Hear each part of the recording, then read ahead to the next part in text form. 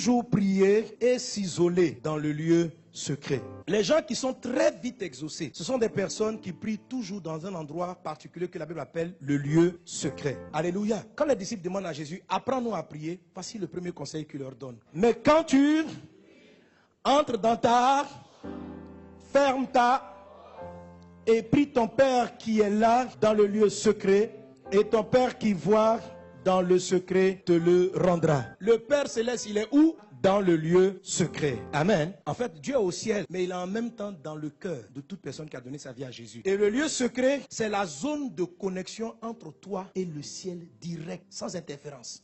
Lorsque tu pries, Jésus dit, il faut entrer dans ta chambre, il faut fermer ta porte. Et je vous expliquais qu'il ne s'agit pas de la chambre physique de ta maison. Jésus lui-même, il priait dans des déserts et sur des montagnes. Il n'y a pas une chambre où il fallait fermer une porte. Ce dont Jésus est en train de parler, c'est ton cœur, c'est ton esprit. C'est de ça qu'il parle. Il dit, lorsque tu pries, tu dois prier jusqu'à ce que tu accèdes à un endroit en toi qu'on appelle la chambre ou encore qu'on appelle le lieu secret. Et comment je le trouve? Simplement, tout se passe dans mon cœur. C'est l'état de mes pensées. D'abord, c'est comme une maison. C'est pourquoi il parle d'une chambre. Vous avez d'abord l'extérieur. C'est tu veux prier pour demander à Dieu qu'il t'ouvre une porte de voyage. Il y a un voyage que tu veux faire. Tu veux que le Seigneur ouvre la porte. Ok? Mais dehors là, c'est comme si ta chair, elle ne veut pas que tu pries. Oh, pourquoi tu as prié pour le sujet? Si Dieu veut faire, il va le faire. Ça c'est dehors. Tu ne pries même pas. Il y a des gens, ils prient même pas. Ils vivent au hasard. Ça c'est pas bon. Maintenant, il y a ceux qui décident de prier. Donc, qui rentrent dans la maison. Amen. Dans la cour, je commence à prier. La cour va s'opposer à toi, c'est la chair. La chair va soit t'empêcher de prier, je vous l'expliquais déjà, peut-être par le sommeil, par la faim, par toutes sortes de choses pour ne pas que tu pries. Si tu continues de prier, la chair va te donner son sujet. En fait, la chair veut aussi se marier, mais pas pour les bonnes raisons. La chair de certaines personnes, elle veut se marier parce qu'elle cherche un homme puissant qui va la prendre en charge. Il y a des hommes, eux, ils veulent se marier parce qu'ils veulent une femme avec qui ils vont dormir.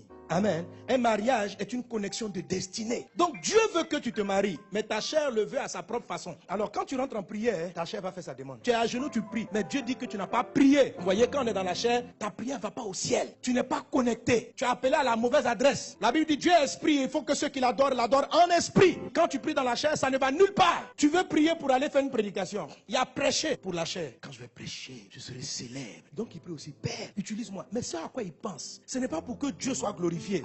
C'est pour qu'on parle de lui sur Abidjan. L'homme là, il prêche, il fait des miracles. Tu comprends? Donc il prie pour un sujet que Dieu veut, qui est la prédication. Mais le mobile qui anime sa prière est impur. Vous devez discerner à quel moment l'esprit avec lequel vous priez n'est pas le bon. Et en ce moment-là, ne demandez rien. Est-ce que vous me suivez? Vous allez finir par demander. Mais en ce moment-là, c'est la chair qui vous envoie ses idées. Est-ce que quelqu'un est avec moi? Et comment est-ce qu'on transite? Le plus souvent, c'est la première partie de la prière du Notre Père. Notre Père qui es aux cieux, que ton nom soit sanctifié, que ton règne vienne. Donc quand tu es à genoux, tu dois élever Dieu. Amen. Et tu continues. La chair va dire non, elle va faire ses propres choix. Par exemple, tu veux demander 50 millions. Tu veux prier. Ta bouche ne peut pas dire 50 millions. C'est-à-dire quand toi-même tu dis là, ta chair t'effraie.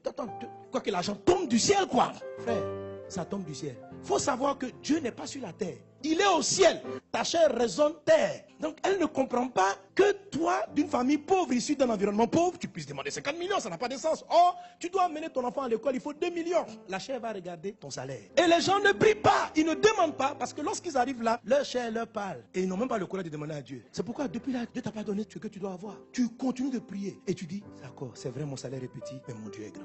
C'est pourquoi il dit, quand tu pries, il faut élever Dieu. Mon Père qui est au ciel, mon Père qui est grand, mon papa au-dessus, mon papa est plus grand. Tout ça pour passer la chair, pour ne plus entendre sa voix qui va te montrer l'impossibilité du miracle, qui va t'expliquer plein de choses. Tu comprends? Est-ce qu'on est ensemble? Et tu arrives au salon. Le salon cherche la solution technique. Il dit, ok, 50 millions, c'est ça? Regarde ton répertoire de connaissances. Qui est là-dedans? L'âme va te donner des solutions. Quand tu pries dans l'âme, l'âme va te dire les personnes que tu dois aller voir. Va voir le pasteur, va voir un tel. Ils vont décanter ta situation. Et tu es là, tu crois que tu pries pas, hein? Tu n'es même pas connecté au ciel. Toi-même, tu t'écoutes toi seul. Rima Kaya Mama, ah, oui, c'est lui, c'est vrai. Lui, il peut faire. Roma, ah, Jésus, tu es au salon là-bas en train de parler avec toi seul. Est-ce qu'on est ensemble? Tu n'as pas élevé Dieu.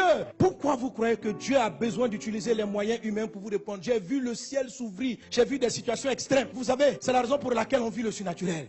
Comment on trouve des fonds pour aller mener des campagnes comme en Haïti, ou qui coûtent des millions de dollars, où on est parti en Centrafrique, les gens sont surpris. Mais comment vous venez d'un pays où les gens sont pauvres et puis vous faites ça? Mais parce que je ne regarde pas le pays. Mon papa n'est pas en Côte d'Ivoire. C'est la Côte d'Ivoire qui a des problèmes. Mais mon père, là, celui qui me donne, là, il n'est pas en Côte d'Ivoire. Ça veut dire quand tu pries, dis que ton papa est au ciel. Est-ce qu'on est ensemble? C'est pourquoi toutes les bonnes prières positionnent Dieu en hauteur. C'est juste un problème de connexion. Pas parce que Dieu a besoin que tu l'informes de sa position. C'est juste que ton esprit doit rentrer dans le lieu secret pour qu'entre lui et le ciel, il y ait un contact. Tant que tu penses charnel, ta connexion ne dépasse pas ton plafond. Le ciel dit, hey, je vais te sauver, mais il n'a pas la route. Quand tu arrives dans l'âme, c'est la raison. Et là, tu peux utiliser la partie de la prière, que ta volonté soit faite. C'est-à-dire, tu soumets toi-même tes propres sagesses à la sagesse de Dieu. Je renonce à ma volonté, que ta volonté soit faite.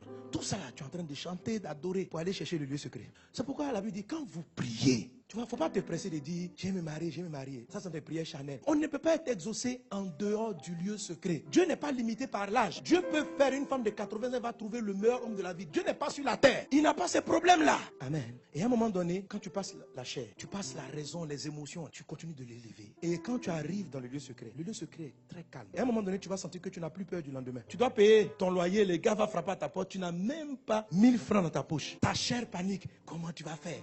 Ton âme panique. C'est quoi? Qui peut t'aider? Quand tu arrives dans le lieu secret, c'est comme si c'est même pas une question. Tu sens en toi une paix.